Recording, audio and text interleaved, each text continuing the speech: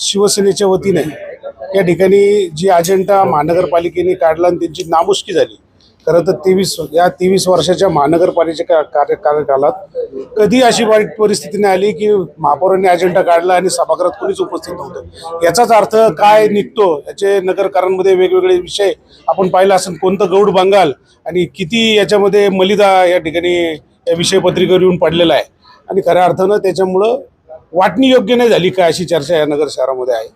त्याचबरोबर गरज नसतानाचे विषय म्हणजे डेव्हलपमेंटच्या नावाखाली नगरकरांना एक वेगळं चित्र उभं करायचं आणि कर्ज उभं करून पहिलेच पाय एक खोलात आहे, आता दुसरं पाय खोलात घालायचं.